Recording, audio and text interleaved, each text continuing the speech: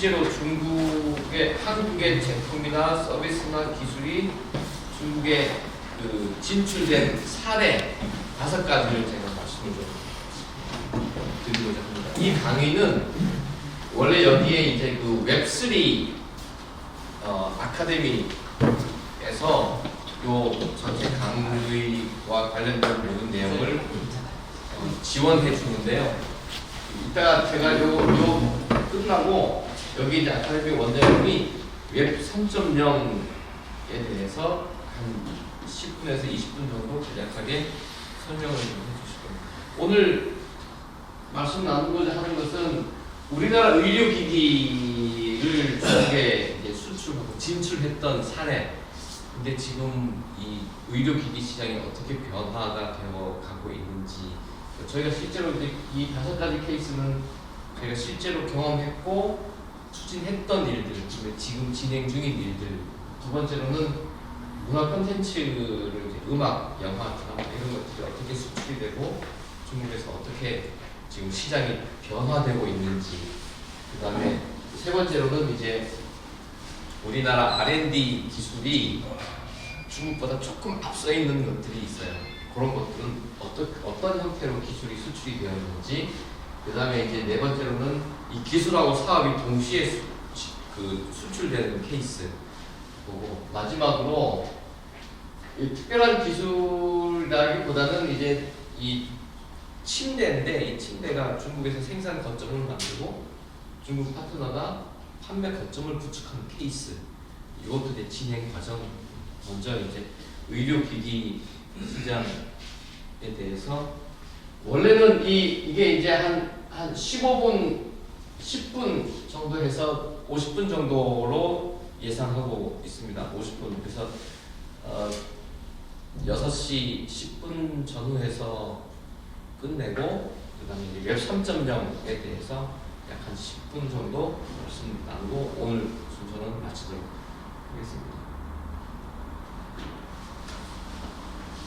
이제 중국 의료기기 시장의 변화인데요. 이거는 뭐 구조는 이렇게 됩니다.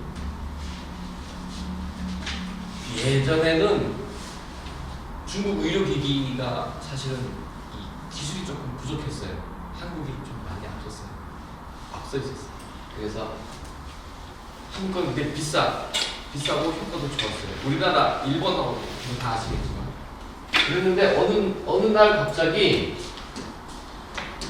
이 고차오라는 말이 있어요. 이제 국산품 애용 운동이 벌어졌어요. 중국에. 이제 그러니까 메이드 인 코리아 제품 가지고는 이제 더 이상 잘 안 팔리는 거지. 그래서 그래서 이제 이 사람들이 메이드 인 코리아보다는 이제 중국 브랜드를 선호하기 시작했어요. 그러다가 그렇게 되니까 한국 제품은 점점 불리하게 되는 거죠. 그러다가 사람들이 바뀐 거죠. 아, 그러면은 내 브랜드로 한국에서 만들자. 똑같이 만드는데 브랜드만 내 거 붙여줘. 돈 줄 테니까. 그랬는데 최근에는 중국 브랜드 가지고는 이제 글로벌 시장, 일단 동남아 시장으로만 나가기도 벅찬 거예요. 중국 제품에 대한 불신 운동이 있으니까. 그래서 아예 한국에서 만들자. 이렇게 지금 변화가 되고 있는 거죠. 상하이에 있는 실제 그 회사 한 군데가 저희하고는 한 10년 됐어요. 10년 됐는데 처음에는 이 회사가 한국에서 의료기기를 수입해갖고 중국에서 판매하는 총판이었어요. 그 총판을 갖다가 잘 팔렸지.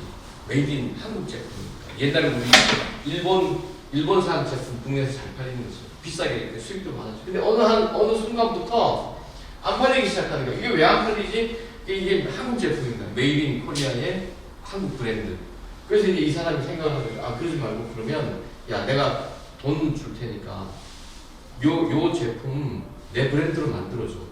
이걸 이제 중국 가져가고 야, 이거는 내 브랜드야. 한국에서 OEM에서 만든 거야. 똑같이 비싸게 파는 거죠. 그래서 이제 고차오 트렌드를 넘어갔어. 근데 이제 이게 이제 그 중국 브랜드로 판매하니까 이제 판매가 회복이 되고, 그랬는데 이걸 이제 동남아시아에 수출하려고 하니까 여기 중국 브랜드는 이게 안 되는 거예요. 뭐 아무리 메이드 인 코리아 하더라도 이게 중국 브랜드 자체가 이제 안 되는 거죠. 뭐 미중 간에 무역 장벽도 있고. 그러니까 이 회사는 저희한테 뭘 요구했냐면, 야, 한국에서 의료기기 만들려면 법적 조건이 뭐야? 자본금은 이만큼 내야 되고 사무실 이만큼 해야 되고, 그래서 이렇게 해야 돼. 한국에 법인 하나 만들어야 돼. 그래서 실제로 이제 가상 디지털 단지에다가 의료기기 제조 회사 하나 만들어서 여기서 직접 생산을 해요. 여기서. 그래서 이걸 가지고 중국에 가지고 가고 동남아시아에 지금 팔기 위해서 준비하고 있는 거죠. 그래서 이게 하나의 예를 들어 필러라고 하고, 우리나라는 이제 이 피부 시술하는 이 제품, 이거 의료기기예요. 우리가 이게 피부에 바르는 연고 있잖아요. 이것도 의료기기 1등급. 2등급은 좀 더 깊이 들어가요. 이 필러를 가지고 지금 이제 한국에서 생산해요. 이 한국 가상 디지털 단지에 있는 이 회사가 그 제조원이 되는 거고, 실제로는 이제 OEM 생산 맡기는 거죠. 뭐 저기 어디서 만들어주는 데다가 만들어서 이거를 지금 저희는 이제 이거를 이제 베트남하고 태국, 인도네시아 이 세 나라를 가지고 지금 진행을 하고 있어요. 그런데 우선 인허가 받는 거 과정을 진행을 하고 있는데요. 여기서는 지금 그럼 동남아시아는 어떻게 나가? 그 나라에 가면 그 나라에 거주하는 외국인들 중에서 가장 많은 숫자가 중국인들이에요. 그러니까 이제 이 화교 자본들을 이용을 하는 거죠. 그래서 이제 중국은 이 제품 가지고 국내에서 매출하고 한국에서 생산하고 한국에서 인증받고 동남아시아로 시장 확대를 하는데, 여기 이제 이 화교 네트워크가 엄청난 그 네트워크 역할을 하고 있는 거죠. 현재 이렇게 진행이 되고 있습니다. 그래서 이 회사는 한국 총판으로 물건 수입해갖고 가서 팔다가 OEM 생산해서 팔고 아예 한국에 회사 만들고 지금 회사 매우 커졌죠. 이 흐름을 잘 탄 회사. 저희하고 한 10년 됐어요. 그 다음에 이제 문화 콘텐츠는 그 중에서 음악 쪽 중심으로 한번 말씀을 드리겠습니다. 문화 콘텐츠는 저희가 지금 현재 하고 있는 것은, 보통은 음악 서비스는 어떻게 이루어지냐 하면 가수가 있는데 이 가수는 그냥 노래만 하는 사람이에요. 기획사가 있잖아요. 이 노래를 만드는 사람. 노래를 만들고 악기 연주를 붙이고 스튜디오 빌려서 돈을 내고 앨범을 만드는 사람. 여기 이제 기획사인 거죠. 사실 이 기획사가 이 권리를 다 가지고 있어요. 이 기획사가 저희한테 약 13만 곡을 저희가 이제 받아서 중국의 플랫폼에다가 넘기죠. 그럼 여기서 서비스를 하죠. 한 달에 뭐 3위안 또는 한 달에 뭐 5위안 이렇게 이제 소비자들은 우리나라 짐이나 멜론 뮤직하면 한 달에 뭐 5,000원, 3,000원 내면 무제한 듣는 것처럼 똑같이. 이게 이제 B2C 시장인 거죠. B2C 시장인데, 문제는 여기 이제 요 회사는 우리나라 최대의 작곡가 집단으로 되어 있는 회사예요. 저 회사의 대표적인 것은 뭐냐면 2016년도에 우리나라에서 히트를 쳤던 태양의 후예 드라마 OST를 이 회사에서, 작곡자는 이 회사에 소속되어 있는 작곡가죠. 이 노래를 가지고 이제 중국에서 KBS가 방송을 하고 중국에서는 아이치라고 하는 플랫폼에서 방송을 했어요. 방송을 했는데 드라마는 KBS가 아이치에서 판매를 했고, 근데 방송을 통해서 아이치를 통해서 드라마가 이제 VOD 서비스가 되면 여기에 이제 노래가 나가잖아요. 이 노래도 저작권료가 발생을 해요. 근데 이제 중국에서는 이 저작권료가 안 들어와, 한국으로.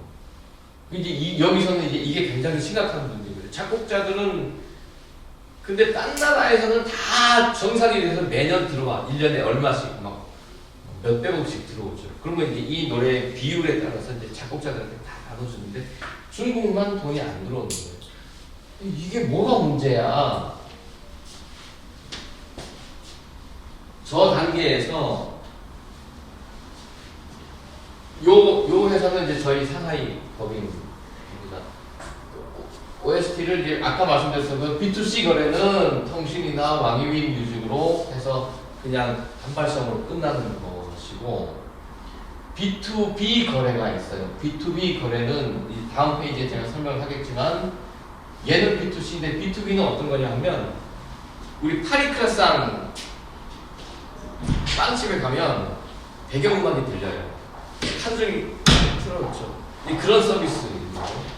여기 그 다음에 이제 중국에도 우리나라에는 음악 저작권을 관리하는 기구가 있어요. 저작권 협회 콩카라고 하는데 콩카 그 코리아 뮤직 KOM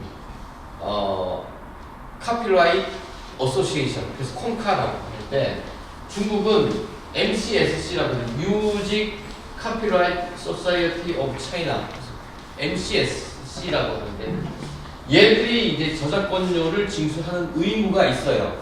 민간 단체야. 근데 요 위에 통신이나 이 왕이윈 뮤직 같은 데들이 워낙 슈퍼갑이야. 슈퍼갑이기 때문에 얘네들이 얘들한테 야 저작권 좀 줘라고 말을 못하는 거예요. 그러니까 전 세계 다른 다 이 저작권 협회가 다 권리를 가지고 다 징수를 해. 뭐 노래방에서 뭘 하든 TV에 나가든 라디오에 나가든 다 징수를 해. 근데 중국만큼은 얘네들이 힘이 없는 거예요. 그냥 명목상의 존재일 뿐이에요. 그러니까 이 회사는 이거 골치 아픈 거야. 이걸 그래서 어떻게 하면 되냐. 그래서 저희가 이제 가서 물었죠. 근데 내부에서는 저작권료가 정산이 돼요. 딱 10.5%.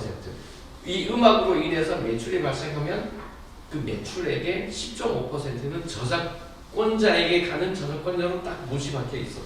그런데 이걸 얘들이 징수를 해야 되는데 이 얘네들이 힘이 없으니까 징수를 못 하는 거예요. 얘들이 그냥 저작권료까지 포함해가지고 한국에 이 음원을 유통하고 한 사람한테 그냥 통으로 줘버려. 그럼 이 한국에 있는 이 업체는 여기서 10.5%는 저작권자한테, 작곡자한테 줘야 되는데 이거 안 하는 거야. 소송 걸리면 걸리는 거죠. 이거 저작권이 4, 70년인데 그렇게 되는 거죠. 그래서 이제 저희가 얘들한테서 의뢰를 받고 우리가 그러면 MCSC 회원사가 될게. 그래서 MCSC 회원사예요. 그래서 이제 얘들한테 실제로 이거 이제 퍼블리싱이라고 해요. 이게 이제 음악을 출판하는 일을 하면서 이제 저작권에 대한 거는 정산을 어떻게 하냐. 이제 그렇게 해서 파악한 내용이 이제 그 내용이에요. 그러면 이제 앞으로는 우리가 핸들링하는 것들은 저작권료 따로 정리를 해서 줘. 이렇게 되는 거죠. 그래서 여기에서 한 달에 3위안을 내고 돈을 고객이 노래를 들으면 그 중에서 예를 들어서 태양의 몇 번이 다운로드 됐는지 따라서 이제 전체 금액에서 금액이 나오잖아요. 그럼 그 매출액의 10.5%는 우리가 받을게. 얘는 힘이 없으니까 네가 나한테 우리한테 10.5%를 줘. 그러면 10.5%를 받아가지고 우리 관리 수수료 빼고 여기다가 주는 거죠. 그럼 여기서 관리 수수료 빼고 작곡자한테 주는 구조로 지금 운영이 되고 있습니다. 그러니까 아까 여기 이제 B2B 쪽 이야기를 말씀을 드렸는데 B2B는 어떻게 이루어지냐면 예를 들어서 어떤 매장에 여기는 이제 호텔이에요. 호텔 식당 또는 호텔 객실 뭐 이렇게 있을 때 복도 객실에는 이제 필요하면 이제 서비스 되지만 그래서 이거는 예를 들어서 500곡 가지고 1년에 1999위안 이게 이제 200원 계산하면 한 40만 원 되는 거죠. 200원 계산하면 1년에 40만 원. 얘는 3,000원. 1년에 여기는 이제 쇼핑몰. 그다음에 이제 여기는 한 10만 곡쯤을 가지고 얘네들이 원하는 스타일대로 그냥 이렇게 짜주는 거지. 뭐 그렇게 해서 이제 B2B로 서비스가 되고 있어요. 이게 이제 B2C하고 아까 말씀드린 중국의 음악 시장은 여기 이제 위에 말씀드린 B2C 거래는 그냥 플랫폼에 우리나라 멜론하고 똑같은 거죠. 그리고 이제 B2B 거래는 이제 우리나라 백화점 같은 데 가면 나하고 상관없이 근데 얼마 전에 그 K-팝 데몬 헌터스라고 되게 그 노래 히트 친 거 있었어요. 근데 이제 한국에 의류 회사가 의류 회사인데 의류 회사가 한국에서 좀 제법 커요. 이 회사가 이제 중국에 있는 의류 회사하고 합작을 해갖고 매장이 한 15,000개 정도 돼요.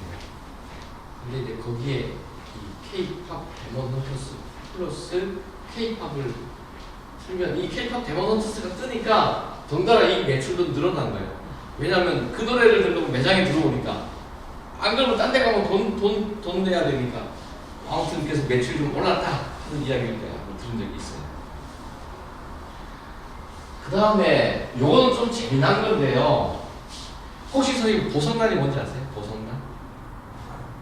금선년이라고 뭔지 아세요? 금선년?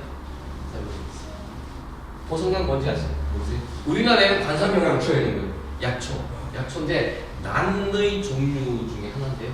한번 어떻게 생각해요?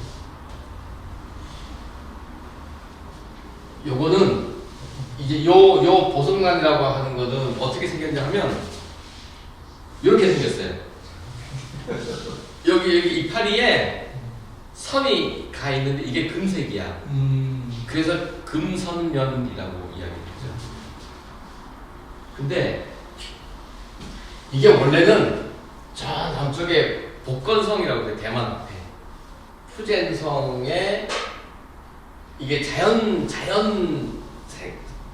이 야생하는 거 여기 약성분이 너무 좋은 거예요. 약성분이 그래서 대만에 있는 이 금선년 전문가가 중국의 어느 농장에 와갖고 이제 이거를 재배를 하는 거예요. 재배를 하는데 이게 지금 이 안에 이제 금선년이 있거든요. 이거 이제 비닐로 싸놨는데 중국은 아시다시피 공기가 되게 나빠요. 그래서 이건 전체는 이제 비닐하우스예요. 비닐하우스고 이 안에 금선년 화분을 놓고 이걸 또 비닐을 한번 씌웠어요. 왜냐하면 이 안에서 수증기가 생기고 이슬이 맺혀서 다시 물이 떨어지는 거예요. 안에서 돌도록 되어 있는 거지. 그래서 이제 야생의 금선년을 이제 인간이 재배하는 걸로 약성분도 똑같이 된 거예요. 그러니까 이 기술을 이제 디지털화하고 표준화 해놓은 거예요. 이거를 이제 그 농가 소득 증대를 위해서 이제 중국 이 복건성에 있는 한 시에서 이걸 이제 스마트화해서 이걸 이제 재배를 하자 이렇게 된 거예요. 그래서 이제 중국 측에서는 이 두 회사가 돈을 다 댈 테니까 한국 측에서는 여기서 약성분만 뽑아내는 기술을 좀 줘라 이렇게 된 거죠. 그래서 같이 그 회사 하나 만들자 이런 데서 이렇게 한국은 이제 기술로 그냥 지분 해줄게 49%까지. 그다음에 자금 조달은 너 어떻게 할래? 자체 자금 40%, 은행 대출 30%, 국가 전환 자금 30% 해갖고 돈은 다 우리가 낼게. 자, 그다음에 이걸 만들어 가지고 원재료를 여기서 한국으로 보낼 테니까 한국에서 생산해가지고 한국 시장을 여기서 팔고 중국 시장은 자기들이 팔고 이렇게 하자. 이렇게 지금 이걸 가지고 할 수 있는 게 뭐 지금 중국에서 만들어내고 있는 것들이 이제 이런 것들을 만들어내고 있어요. 근데 이제 화장품하고 차로밖에는 쓸 수가 없어요. 기술이 한계가 있어요. 이걸 이제 의약품 형태로 좀 만들자라고 하는 프로젝트가 바로 이 프로젝트예요. 지금 요거는 이제 진행 중이에요. 부천에 있는 한 회사가 여기에서 추출해갖고 이거를 응용할 수 있는 이걸 작업을 하고 있어요. 이 지금 현재 이 제품은 대만에서 만든 거예요. 대만에서 이제 금산연을 만들어 갖고 여기다가 연기버섯을 넣어서 차로 팔고 있어요. 할 수 있는 게 이거밖에 없는 거예요. 그러니까 한국의 기술을 가지고 와서 이제 중국에서 이제 좀 고부가가치 제품을 좀 만들자 하는 게 이제 이 프로젝트예요. 이 프로젝트는 지금 현재 진행 중입니다.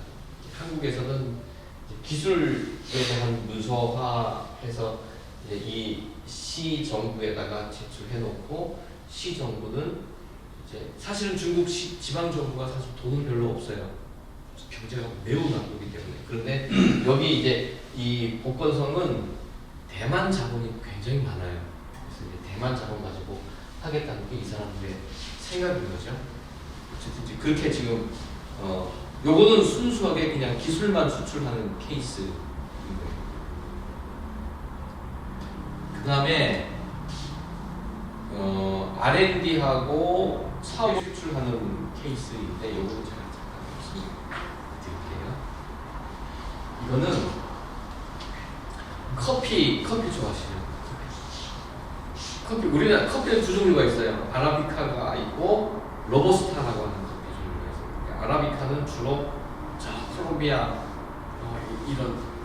이런 데서 아프리카 이런 쪽에서 오는 좀 이게 종류가 좀 다른데 이 동남아시아하고 중국에서 나는 거는 이제 로버스타라고 하는 아라비카는 원두 그 아메리카노, 에스프레소 이렇게 마시는 게 이제 그 아라비카이고요. 로버스타는 주로 어디에 쓰이냐면 맥심 커피 이제 여러 개 넣어서 같이 섞어서 먹는 커피 그렇게 많이 쓰인다고 해요. 근데 이제 우리나라의 커피 애호가 한 사람이 야 이게 커피 원두가 여기 자꾸 올라가. 더군다나 이 전쟁 기간 중에는 더 올라가겠죠. 그 기후가 또 변하니까 커피가 자랄 수 있는 이 고도가 있는데 이게 자꾸 좀 올라가는 거죠. 그럼 이제 생산이 안 되는 거예요. 가격은 점점 더 비싸가고. 어디선가 내가 들은 이야기로는 몇 년 후에는 지금 현재 커피 값에 열 몇 배가 올라가고 그런데 커피도 이제 얼마 안 남은 거죠. 그러니까 이 사람이 이걸 우리나라에서 콩을 가지고 콩하고 커피 원두를 섞어서 커피 고유의 맛을 낼 수는 없을까라고 연구를 한 거예요. 근데 콩에는 그 특유의 비린내가 있어요. 이 비린내를 못 잡은 거예요. 못 잡아가지고 우리나라 그 농업진흥청이라고 있어요. 농업진흥청에서 이 품종을 이게 9년 걸렸어요. 9년. 그래서 이제 품종을 개량을 해가지고 이 커피, 이 콩 70%하고 아라비카 30%를 각각 로스팅 해가지고 블렌딩을 해서 커피를 마시니까 커피 고유의 맛이 나는 거예요.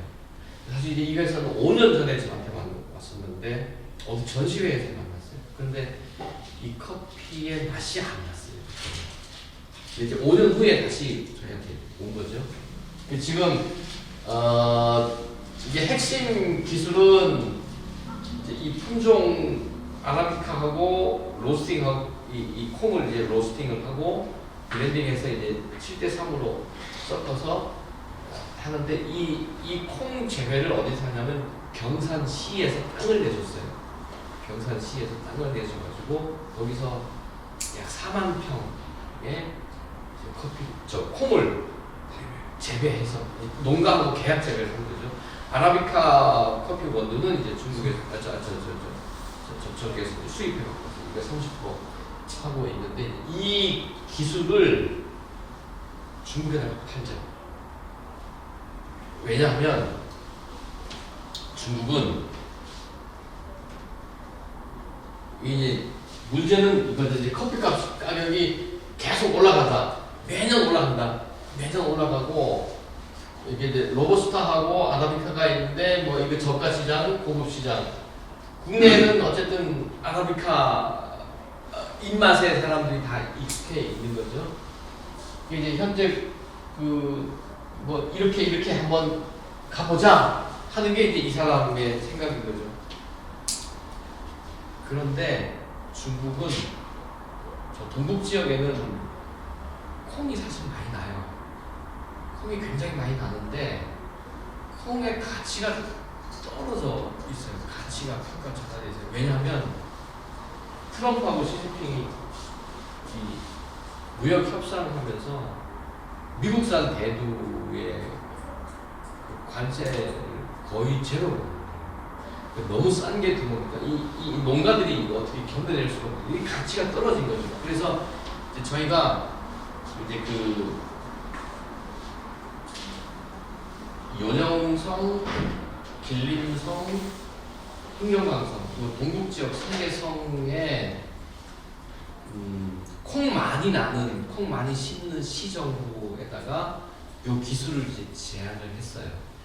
제안을 해서 근데 이제 중국산 콩은 이제부터 이제 저기 좀 살펴봐야 되는 거죠.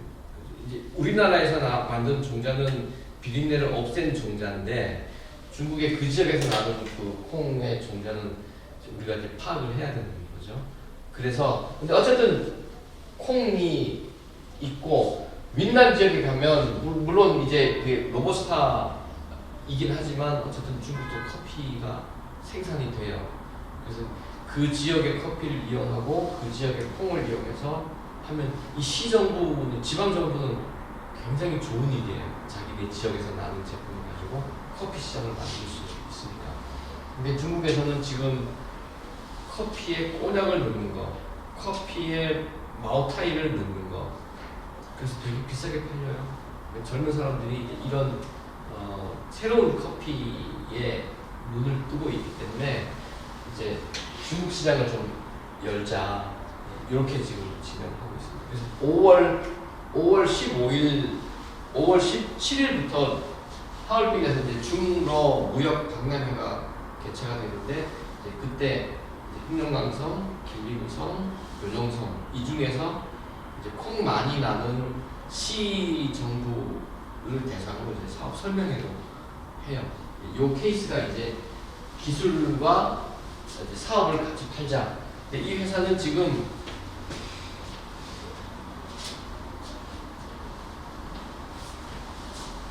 직영점 그 프랜차이즈를 하려고 이제 경산에 이제 생산 시설을 완성을 해놓았고 이 1호 프랜차이즈를 열었어요. 그래서 이제 이 이름은 콩커피 해서 이제 그 가맹점을 모집하고 그 다음에 웨이하이라고 하는 동네는 상하이에서도 콩 가지고 커피를 시도를 했어요. 근데 성공을 못했죠. 이 비린내를 못 잡은 거지. 어쨌든 이 한국의 종자는 못 나가고 이제 원두를 로스팅 해가지고 수출하는 거는 괜찮으니까. 그래서 지금 웨이하이에서는 개발부에 공장 건물하고 이거를 무상으로 임대해줄게. 근데 그 대신에 이제 그거를 투자하는 것으로 하고 너는 기술을 가지고 오고 중국에 있는 콩, 윈난에서 나오는 커피 가지고 그 사업을 한번 하자. 웨이하이 시정부하고 이제 협의가 진행 중이고, 근데 이거를 이제 그 네 가지 제품이 지금 이제 중국 해관에 이제 등록하는 작업을 하고 있는데 4가지 제품이 나왔는데 하나는 액상 에스프레소, 하나는 그 우리가 이제 드립 커피 있잖아요. 이렇게 넣어서 물로 내서 나오는 거. 그 다음에 이제 티백처럼 나오는 커피가 있고, 그 다음에 이제 맥심 같이 동결 건조시켜서 물에 타먹는 거. 액상은 이게 이제 물이잖아요. 원료가 그 내용이. 이거는 이제 저기가 나왔어요. 등록이 됐어요. 그 중국 해관에. 근데 요 3개는 지금 뭐가 문제냐면 여기에 아라비카 30%가 들어가 있잖아요. 콩은 한국 콩이 맞는데, 근데 원산지에 대한 증명이 이 30% 때문에 이제 중국 그 해관 당국에서는 이걸 어떻게 할까 지금 고민을 하고 있어요. 이거 이제 HS 코드를 어떻게 부여하느냐에 따라서 이 제품이 중국에 들어갈 때 관세 제로 혜택을 받느냐, 아니면 관세를 내고 들어가야 되는가. 그럼 이제 판매 가격에 지대한 영향을 미치니까 지금 그거를 우리가 어떻게 할 수 없는 거예요. 그들이 이제 이걸 가지고 HS 코드를 어떻게 부여하는 것이 좋을까 이걸 갖고 이제 고민을 하는 거예요. 액상은 두 가지로 허가가 났어요. 등록이 돼 있어요. 하나는 우리가 두 개를 신청했는데 하나는 커피로 이제 그 HS 코드가 이제 나왔고요. 등록이 되었고 또 하나는 이제 콩으로 만든 기능성 음료로 두 개로 이제 했어요. 우리가 이제 또 다른 음료를 만들어서 가지고 가면은 되도록 돼 있어요. 이건 이제 원산지 증명도 이제 되는 거죠. 관세도 제로로 들어갈 수 있어요. 근데 이제 이 고체로 되어 있는 이 세 개에 대해서는 지금 얘들도 이제 고민을 하고 있는 거죠. 어떻게 이걸 해야 될지. 근데 공식적으로는 15 영업일 이내에 등록을 해주든지 아니면 반려를 하든지 해야 되는데 요거 한 개는 났고 요거는 이제 15일이 사실은 넘었어요. 중간에 한번 반려가 돼서 이제 다시 하긴 했지만 어쨌든 이제 요게 되면 먼저는 이 제품을 중국에다가 팔자. 두 번째 원두를 콩 로스팅한 이 원두를 수출하자. 세 번째가 이제 그 지역에 있는 콩, 그 지역의 커피를 가지고 현장에서 로스팅하고 중국 브랜드로 제품을 만들자 하는 이제 요 과정이 지금 진행 중에 있습니다. 근데 이제 뭐라 그럴까 유럽에서도 이제 이 제품에 대해서 굉장히 관심이 많아요. 그래서 유럽 특히 멕시코에서는 이제 협상이 지금 진행 중에 있습니다. 유럽은 네가 알아서 해. 제조사 보고 중국만 내가 알아서 챙길게. 난 딴 데 몰라. 이렇게 하고 있는 중입니다. 그래서 근데 이걸 어떻게 팔 거냐 하는 거예요. 근데 그거를 하다가 사실 이제 여기에 넣진 않았지만 우리나라 그 올리브영 있어요. 올리브영이라고 하는 게 화장품 판매하는 화장품 판매는 뭐가 문제냐면 여기 들어가려면 MD들이 다 검사를 해가지고 제품을 자, 요 제품은 요게 우리가 한번 해볼게요 라고 이제 계약이 되면 1년에 숫자를 개런티를 해야 돼요. 예를 들어서 요 제품은 3,000개, 5,000개 이렇게 요 수량이 있어요. MD들이 이제 요청을 하죠. 그래서 이제 제작사에서는 제조사에서는 3,000개 또 5,000개를 만드는데 이게 다 안 팔릴 수 있잖아요. 다행히 대박이 나서 다 팔리면 제일 좋은데 안 팔릴 수도 있어요.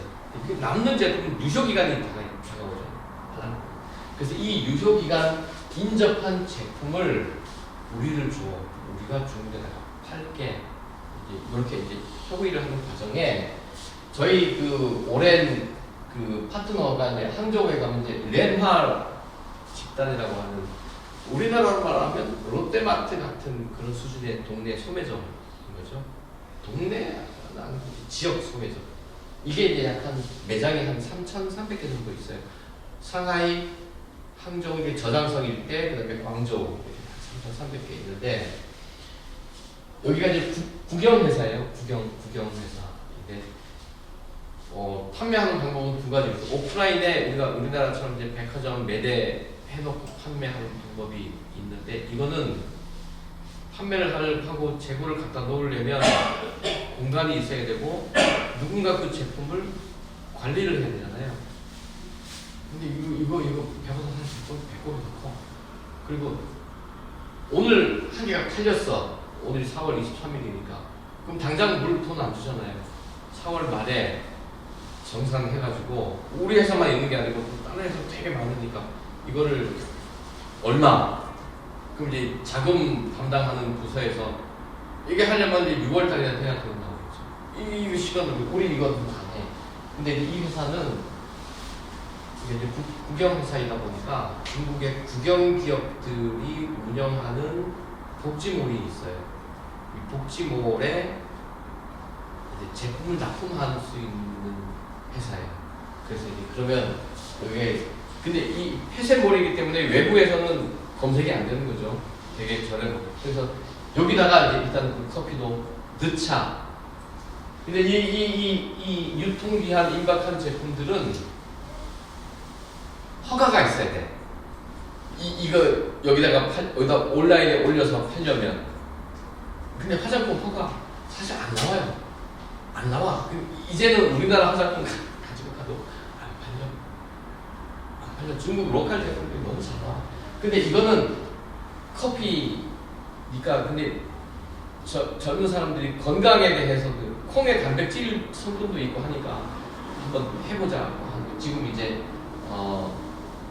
진행 중에 있어요. 진행 중에 있고, 이게 뭐 잘 아는 왕홍 라인 커머스고 해외 이건 이렇게 이제 진행이 되고 있고, 그래서 이제 요거는 커피는 기술도 팔고 제품도 팔자, 이렇게 지금 진행하고 있습니다. 그리고 이제 마지막으로 요 케이스는 뭐냐면 지금 대구에 있는 회사인데요. 대구에 있는 회사인데 여기는 침대 만드는 회사, 연합뉴스인가 YTN인가 보면 이제 3H 침대라고 광고 나가는 거 있어요. 이 회사가 대구에 있는 회사인데 국내에 이 센터가 200 몇 개가 있어요. 서울에도 꽤 많고. 이 침대 성격은 뭐냐면 딱 누우면 여기 허리부터 요 목 밑에까지 이게 지압이 올라갔다가 내려왔다가, 여기서 이제 이런 것들이 올라오는데 이렇게 되는 거죠, 사람 몸이. 그래서 한 40분이 한 코스예요. 40분 동안 누워 있는 거지. 그러면 이제 누워 있으면 이게 이제 지압으로 쭉 올라갔다가 내려갔다가 이제 지 혼자 막 돌죠. 지 혼자 도는데 요게 이제 사람 몸에는 굉장히 좋은 거지. 어쨌든 좋대. 나는 안 해봤는데 어쨌든 좋대. 그래서 근데 이제 이걸 어떻게 중국에 진출을 할까를 우리가 사실 이제 컨설팅을 하면서 우선 두 가지를 고민을 했어요. 이제 하이난성은 작년 12월 8일부터 하이난 성 자체가 전부 다 자유무역지역이에요. 여기는 비자도 필요 없고요. 돈도 들어갔다가 바로 빠져나올 수 있어요. 물론 계좌는 이제 다르죠. 위안화 중국 대륙으로 가는 계좌하고 여기는 이제 US 달러만 가는 거죠. 하이난이 이제 중국 땅이긴 하지만 여기 완전 자유무역적이고, 그래서 이제 요 말이 있어요. 이제 원재료가 해외에서 들어와서 하이난 성에서 가공을 하거나 제조를 완성해가지고 대륙으로 갈 때 한국에서 가면 관세가 붙어요. 관세가 붙죠. 한국에서 직접 넘어가면. 근데 이제 이 원재료가 하이난에 와서 여기서 가공을 해가지고 중국 대륙을 갈 때 원가가 70원인데 여기 판매가가 110원이야. 그리고 부가가치율이 30%가 넘잖아요. 그러면 관세가 제로야. 이 하이난은 설정을 그렇게 해놨어요. 하이난. 그래서 우리나라에서 예를 들면 음료수를 만들거든. 병도 우리나라에서 만들어서 가지고 갔어.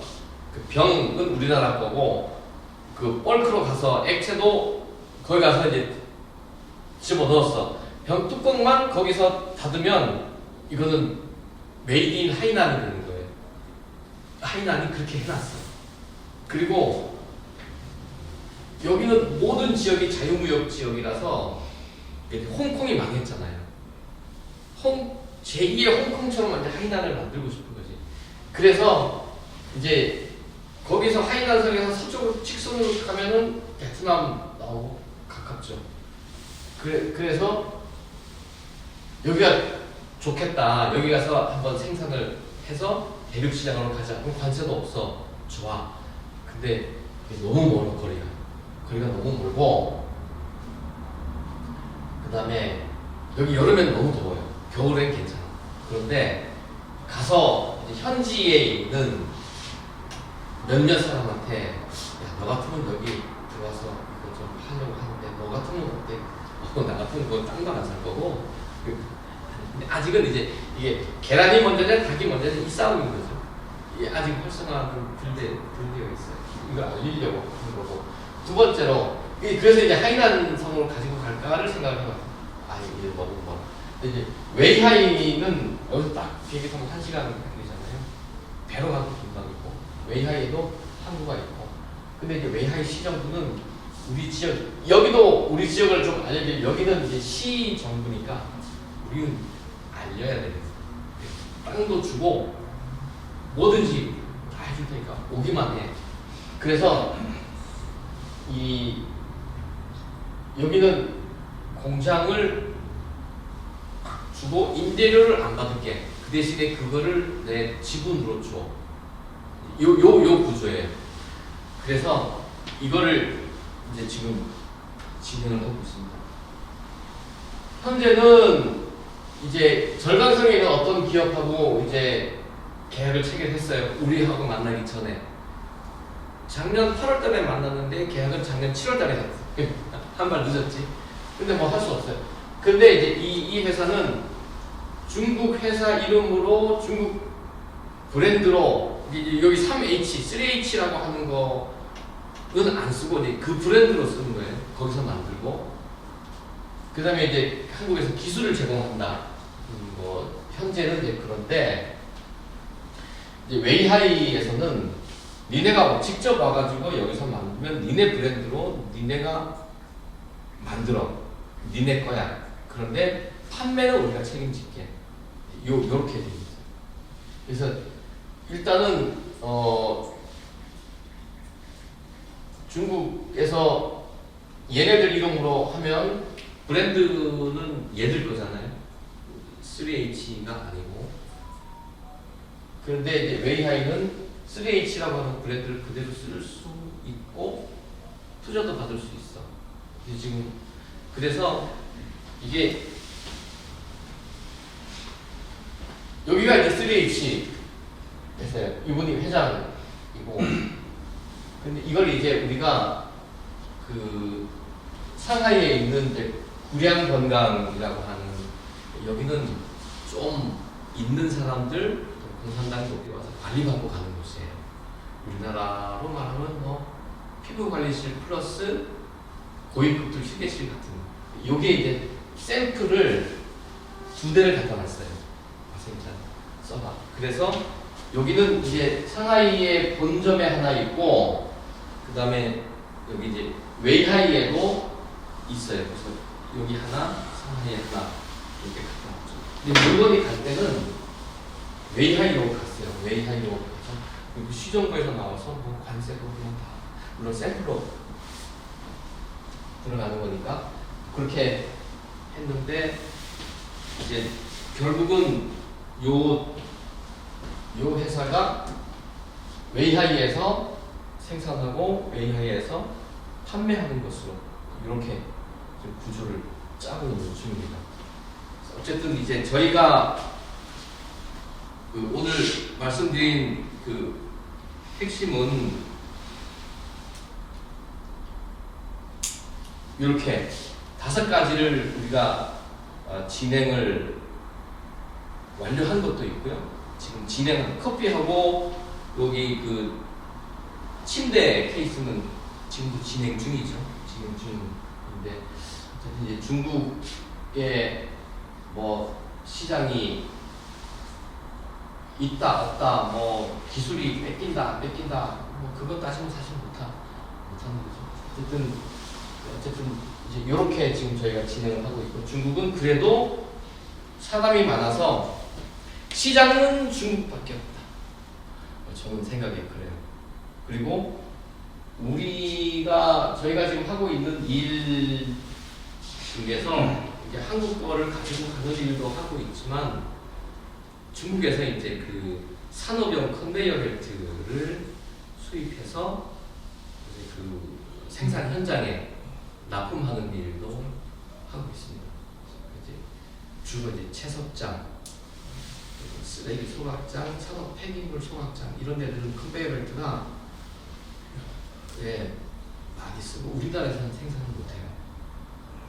이게 환경 오염이 너무 심해서 우리나라 생산을 못하기 때문에 중국에서 가지고 오는데 어쨌든 이제 그 일을 하고 있어요.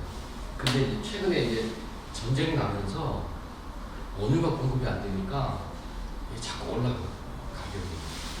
그래서 지금 조금 걱정되긴 해요. 오늘 제가 준비한 내용은 여기까지이고요. 뭐 우리가 하는 일 간략하게 이제 소개를 해드린 건데, 어쨌든 핵심은 중국은 넓지만 우리가 해야 될 일도 있고 그들로부터 가지고 와야 될 것들이 되게 많아요. 지금 전쟁 기간이라 식품을 만드는 식자재 원재료도 중국에서 오는 것들이 되게 많거든요. 이게 가격이 올라가죠. 가격이 올라가서 이게 사실 좀 고민이에요. 어쨌든 지금 이제 저희가 하고 있는 일은 이런 일들인데, 앞으로도 이제 한국의 기술들을 중국에 가지고 가고, 이제 제가 지금 하고 싶은 거는, 우리도 원래 이 컨텐츠 기반의 회사, 컨텐츠 기반의 회사인데, 이제 중국의 그 몇 개 성에서 야, 우리 지역에 이런 경치 좋은 곳이 있어, 이걸 좀 한국에 좀 알려줘. 그래서 이제 그거를 하는데, 반대로 우리 지역에는 각 군 단위마다 1년 365일 축제가 없는 데가 없어요. 축제는 다 있어. 어느 지역에 무슨 축제, 어느 축제. 이거를 이제 영상으로 어떤 자료를 가지고 이제 중국어 우리가 중국 걸 한국에다 홍보하니까 얘들 한국 것도 중국어로 알려서 좀 오고 가고 지난번에 말씀드렸던 것처럼 이제 한국의 연예인하고 중국의 연예인이 한국의 지역을 돌아다니면서 찍고 또 중국의 지역들도 찍고 양쪽에서 TV로 내보내고 여행 상품 만들고. 사실 제가 그게 로망이에요. 그걸 하고 싶은 거예요. 지금 시도를 많이 하고 있어요. 충칭, 스촨, 하이난도 요청을 했는데, 하이난은 블랙핑크 데리고 와서 공연 한번 하자, 콘서트. 근데 아직 중국은 콘서트가 안 돼. 한국 사람은 콘서트. 어쨌든 그런 시장이 있는데, 이제 저희가 그런 일을 하고 있어요. 혹시 뭐 질문 있으세요? 궁금한 거? 말씀드린 것 중에? 질문 없으시죠? 잠시 쉬었다가요. 네. 커피 한 잔 드시고 한 10분 정도 우리 그 웹3에 대해서 설명하는 시간. 기지개 좀 펴시고요. 네. 또 마시를 따르고 한 1분 있다가 우리 원장님 오셨네요. 바로 커피 바로 하실.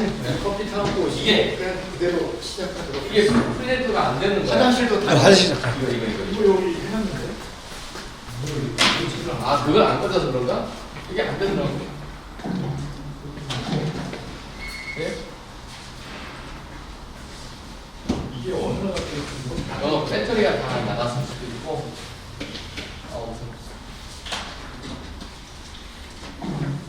네. 웹소리가 뭔지 좀 기억도 안 나죠. 지금 어떻게 하죠? 외계민족이가 깨끗합니다. 이게 이제 잠깐 설명드리면 알긴 한데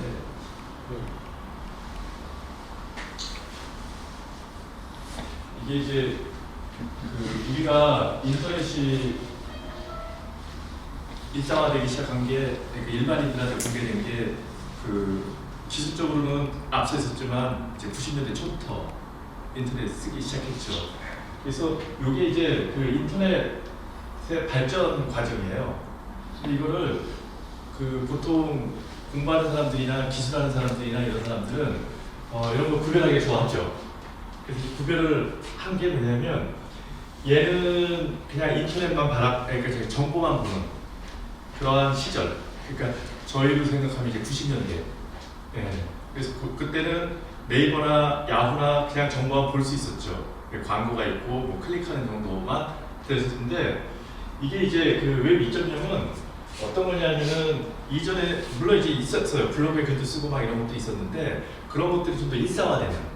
그러니까 페이스북이나 인스타그램 같은 데 사진도 올리고 유튜브에 동영상도 올리고 그런 것들이 활성화되는 시절을 2.0이라고 그러는데, 이 2.0은 사실 우리나라 같은 경우에는 미국이 페이스북이 2004년도에 나왔는데 우리는 벌써 1999년도 말에 싸이월드도 있었고 그 다모임도 있었고 그런 거 다 아시잖아요. 그런 데가 존재했었는데 우리가 아마 그 경제적인 지금은 좀 달랐을 때 그 당시만 해도 글로벌로 나가는 데는 좀 한계가 좀 있었던 것 같아요. 지금은 좀 다르겠죠. 지금은 저희가 해외하고 거래들이 상당히 치열하니까 쉽게 갈 수 있는 부분인데 과거에는 이제 그렇게 못했는데 근데 이제 이러한 기준이 그러다 보니까 해외의 어떤 플랫폼들을 기반으로 이걸 나누는 상황이 벌어졌는데 근데 이제 실제로 지금도 이 세상입니다. 지금도 이 세상인데 이 세상의 가장 기본이 뭐냐면 스마트폰에서 출발해요. 그 전에도 PC에서는 이렇게 하는 환경들이 있었는데 PC는 어쨌든 생각나는 것은 집에 가서 해야 되고 뭘 하려고 하면은 컴퓨터 환경 앞에 앉아야 되고 뭐 이런 부분이었는데 스마트폰이 출시가 되면서 그 전에 피처폰도 일부 되긴 했었지만 스마트폰이 출시가 되면서 이 소위 말하는 인터넷의 플랫폼화가 더 강화됩니다. 무슨 얘기냐면은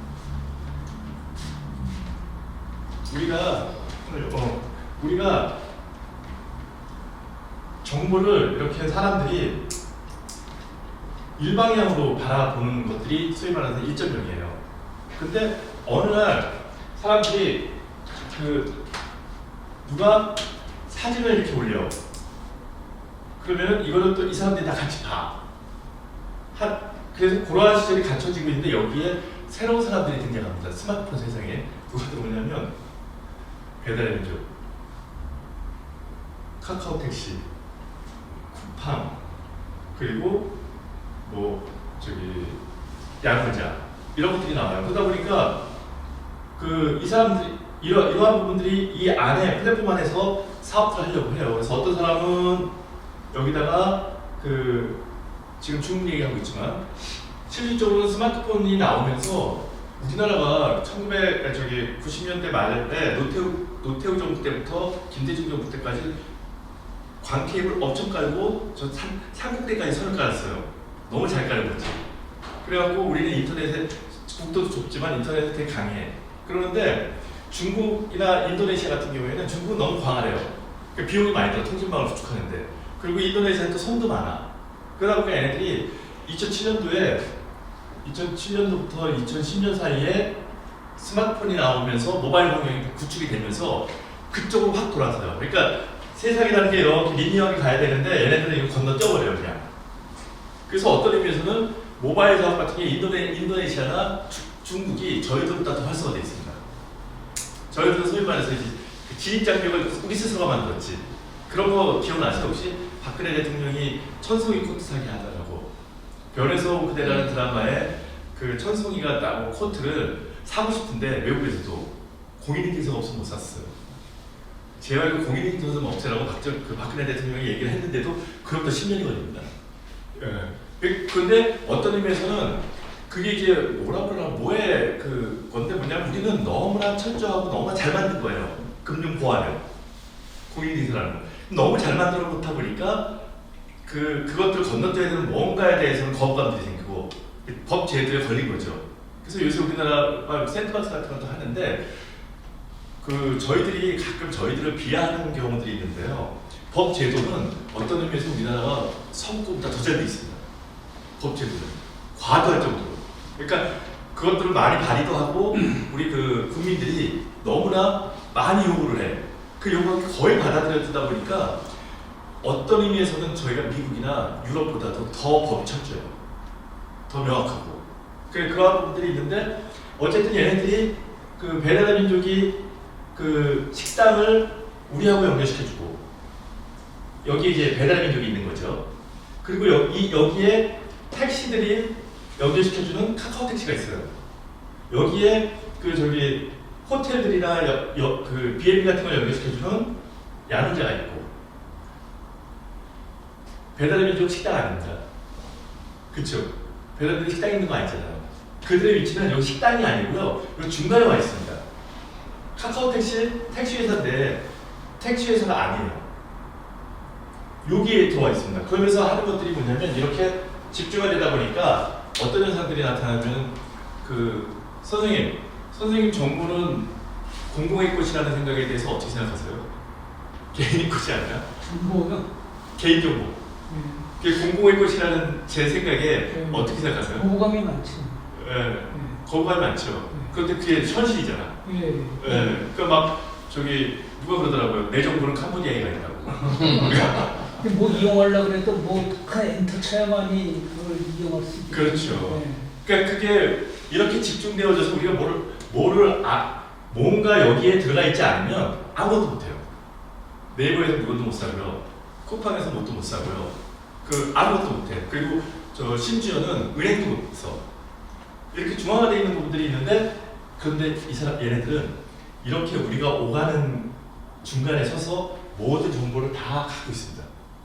모두가 정보를. 그러니까 선생님이 제주도 한번 살펴봤는데 그때부터 몇 날 며칠 제주도만 떠. 탭을 하나 사려고 이렇게 봤는데 그 다음부터는 탭을만 떠 계속. 그런 경험이 있으시잖아요. 그러니까 내가 뭘 하는지를 이 플랫폼은 다 알아요. 다 아니까 나의 하려고 하는 욕구에 반영을 시켜서 뭔가 이용하게 하고, 뭔가 사게 하고, 뭔가를 소모하게 하고 하는 부분들을 쓰죠. 그러면서 돈 벌죠. 예를 들어 유튜브에다가 영상 올렸을 때 뭐 유튜브에서 몇 프로는 주긴 하지만 그래도 어쨌든 그 영상은 다 유튜브 겁니다. 심지어는 트럼프 이렇게 전등기 일으키고 난리치는 트럼프도 선거 때 예전에 트위터에서 페이스북에서 강출당했어요. 엉뚱한 거 쓴다고. 권력이 대단한 거죠.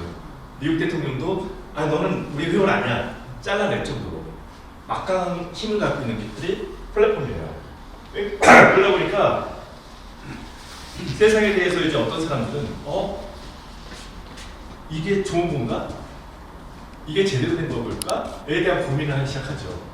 그러면서 이제 나온 게 뭐냐면 아니야, 이제 나는 개인으로 살고 싶어. 그래서 선생님이 네이버나 아니면은 요 밑에 있는 국민은행 같은 데 가입하려면은 선생님의 온갖 거 다 줘야 되죠. 휴대폰 인증도 받아야 되고, 우리나라에서 뭘 하려면. 그게 이제 우리가 앱이 되게 편한데 이 앱을 쓰려면은 온갖 개인정보는 다 줘야 돼. 세상에. 통장 하나 만들려고 해도 은행에다가 모든 정보를 다 줘야 돼. 그런데 이런 것들을 싫어하는 사람들이 생겼어요. 싫어하는. 그게 무슨 얘기냐면은 이제는 쉽게 표현하면 그냥 지갑이라고 표현할게요. 지갑이라는 것을 통해서 모든 것들을 해결하자. 그래서 내가 지갑 종류 되게 많습니다. 저 폰이 저 안에 있는데 삼성페이 쓰시면 삼성페이에 들어가봐도 디지털 자산에 삼성 월렛이라는 게 있어요. 삼성도 자기네들이 지갑을 갖고 있고요. 네이버가 이번에 두나물 하는 데하고 합병을 하면서 네이버 파이낸셜이 합병을 하면서 걔네들도 기와지갑이라는 걸 만듭니다. 지갑이 뭐냐면 우리 통장이고요. 지갑이 납니다. 근데 이 지갑을 만들 때는 아무 정보도 안 집어넣습니다. 아무 정보. 그냥 지금 지갑 딱 깔고 그리고 나 지갑 하나 만들래 그러면 딱 만드는 순간에 선생님 지갑 하나 딱 만들어줘요. 후딱. 근데 중요한 건 뭐냐면 통장은 수탁이잖아요. 그러니까 무슨 얘기냐면 은행이 나를 다 관리해. 근데 이 지갑의 형태는 비수탁이에요. 내가 관리해야 돼. 내 거야. 그래서 여기에 대해서는 뭐 프라이빗 키라든가 니모닉이라는 내가 반드시 관리해야 될 암호문이 있어요. 이거 털리면 지갑 다 터지는 거죠. 그래서 저 지갑이 우리 표현으로 지갑이잖아요. 지갑인데 이게 예를 들어 앞에 우리 유교원 대표님이 얘기했지만 콘텐츠를 만들거나 아니면은 게임을 하거나 아니면 뭐 뭔가 어떤 행동을 하거나 창작 이번에 네이버가 그거 한다고 그러는데 크리에이티브들을 도와주거나 할 때도 지갑을 통해서 보상합니다. 지갑을 통해서 토큰이라는 걸 써요. 토큰을 주는 가장 큰 이유가 뭐냐면 그 토큰은 여러 형태로 쓰여요. 그러니까 예를 들어 게임이나 크리에이터 같은 경우에는 게임의 방향을 정하고 게임의 형태를 정하고 하는 거버넌스 토큰이라서 내가 토큰을 많이 갖고 있으면 내가 어떤 활동을 해서 토큰을 많이 받으면 그걸로 투표할 때 투표 권이 생겨요. 우리 하듯이 국민 인기는 아니고 그 토큰 가진 만큼의 토큰 그러면 내가 여행객 커지잖아요. 그 영향력이 커진 걸 가지고 게임의 방향도 정하고 게임의 정책도 정하고 아니면 크리에이터들이 뭔가를 만들려고 했을 때 야 이번에 이런 거 만들자 저런 거 만들자 할 때 나의 입김이 더 커지고 그 콘텐츠를 팔아서 수익이 났을 때 내가 수익을 더 많이 가져갈 수 있고 하는 것들이 이제 토큰화돼서 거버넌스 토큰이라고 그러죠. 그런 토큰들이 있는데 그 중에서 이제 일부 토큰들은 디파이라고 하는 탈중앙으로 가면서 뭐가 되냐면 그 실제 현금이 여기 쌓입니다. 아까 제가 삼성원래에서 얘기 드렸는데 지금 삼성페이 보면 들어가 있는데 삼성원래 같은 경우에는 암호화폐를 가지고 미국에서는 우리나라 법이 안 돼서 못 쓰는데 미국에서는 그걸로 카드 결제도 하고 다 합니다. 저기 코인베이스하고 같이. 그래서 앞으로는 이렇게 가는 부분들 그래서 내가 내 모든 것들을 관리하고 내가 모든 걸 쓰고 싶으면 쓰자 라고 주장하는 사람들이 웹3라는 환경을 만들어내요. 그래서 이제 내가 진짜 내 거야 네가 다 가져가는 건 난 싫어 내가 알아서 할게 라고 이야기하고 이거를 주장하는 사람들이 이제 이런 웹3 환경으로 맞죠. 그리고 이제 앞으로는 그 네이버도 그렇고 저기 카카오도 그렇고 삼성도 그렇고 다 이거 많이 보시게 될 거예요. 이런 문구 웹3 환경이다. 웹3로 뭘 할 거다 라고 얘기를 하고 이거 웹3는 기본적으로는 인터넷은 복제도 되고 해킹도 당하고 모두 할 수 있는 부분이 있는데 얘는 블록체인이라는 또 다른 형태의 네트워크에 올라가 있습니다. 길이 다른 거죠. 그래서 저 블록체인 그러면은 뭐 비트코인 생각나고 막 이러잖아요. 근데 우리나라 그 중소기업청에서 정해놓은 4차 산업혁명 20가지 중에 하나가 블록체인이에요. 근데 대표적인 게 지난번에도 말씀드렸지만 대표적인 게 뭐냐면 코로나 때 그 이 접종 허가서 받은 앱이 있었잖아요. 그거 반드시 있어야 되고 그게 이제 QR코드가 있어 찍고 그게 블록체인으로 만든 겁니다. 그게 이제 해킹당해서 누군가가 복제하면 그 누군가 감염자가 돌아다닐 수 있잖아요. 못 돌아다니게 하는 부분을 만들었을 때 해킹 안 되고 누군가가 변조하지 못하고 속이지 못하게 만들려고 했던 게 그 QR코드가 블록체인 위에서 만들어졌던 거거든요. 그러니까 국가가 만든 거죠. 그래서 그러한 기술들이 다 이 지갑하고 연동되는 부분들이 있는데 저희들이 이러한 내용 가지고 그 화요일하고 금요일날 좀 긴 형태의 강의들도 하고 활동도 하고 있으니까 관심 갖고 아마 요 시간도 오시기 힘든데 또 제가 이런 얘기들이 뭐하긴 하지만 시간을 갖고 들어보시면 이것보다 더 재밌는 얘기들 그리고 또 그 디지털 경제가 어떻게 변하는지 디지털 금융이 어떻게 변하는지 그래서 내가 작은 노력으로 돈을 어떻게 좀 더 확보할 수 있는지 하는 부분들을 제가 알려드릴 수 있을 것 같아요. 그래서 뭐 그 며칠 전에 자료를 보니까 60세가 넘어간 사람들이 사는 게 남자는 85세 전후, 여자는 89세 전후라고 그러더라고요. 아직 20년, 30년 더 살아야 되는데 저 사는 게 그러니까 저게 옛날에는 사는 게 적었으니까 연금 받거나 뭐 받아갖고 좁게 재밌게 살았으면 되는데 이제는 내가 갖고 있는 자산 쪼개봐야 너무 사는 게 길어지니까 힘들어지는데 이러한 부분들을 어떻게 조금 더 보완할 수 있는지에 대한 이야기도 그때 만나서 한번 나눠보도록 하겠습니다. 제가 오늘 여기까지 하겠습니다. 감사합니다. 수고하셨습니다. 네. 오늘 여기까지 하겠습니다. 네, 감사합니다. 네, 고맙습니다. 네.